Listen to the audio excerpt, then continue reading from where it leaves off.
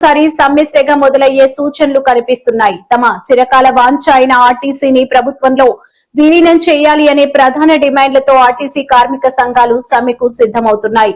ఈ మేరకు కార్మిక జేఏసీ నాయకులు ఆర్టీసీ ఎండీ నాగిరెడ్డికి సమ్మె నోటీసు ఇచ్చేందుకు ప్రణాళికలు సిద్దం. ఆర్టీసీని పూర్తి స్థాయిలో ప్రభుత్వ విభాగంగా గుర్తించి ఉద్యోగులను ప్రభుత్వ ఉద్యోగులుగా పరిగణించాలి. దీర్ఘకాలంగా పెండింగ్ లో ఉన్న వేతన సవరణను తక్షణమే అమలు చేయాలి. రిటైర్డ్ ఉద్యోగుల బెనిఫిట్స్ మరియు పెండింగ్ లో ఉన్న డిఏ బకాయిలను విడుదల చేయాలి. గతంలో ఇచ్చిన హామీలను ప్రభుత్వం విస్మరిస్తుందని కార్మిక నేతలు మండిపడుతున్నారు. ఎన్నో ఏళ్లుగా ప్రాణాలు పణంగా పెట్టి సేవలందిస్తున్న మా బతుకుల్లో మార్పు రావటం లేదు. విలీనం ప్రక్రియను వేగవంతం చేయకపోతే రాష్ట్ర వ్యాప్తంగా చక్రాగిపోగా తప్పదు అని జేఏసీ ప్రతినిధులు హెచ్చరించారు. అయితే ఒకవేళ ఈ సమ్మె గనుక జరిగితే రాష్ట్ర వ్యాప్తంగా రవాణా వ్యవస్థ స్తంభించిపోయే ప్రమాదం ఉంది. ముఖ్యంగా గ్రామీణ ప్రాంతాల ప్రజలు, విద్యార్థులు తీవ్ర ఇబ్బందులు పడే అవకాశం ఉంది. ప్రభుత్వం సానుకూలంగా స్పందించి చర్చలకు పిలుస్తుందో లేక కఠినంగా వ్యవహరిస్తుందో వేచి చూడాలి.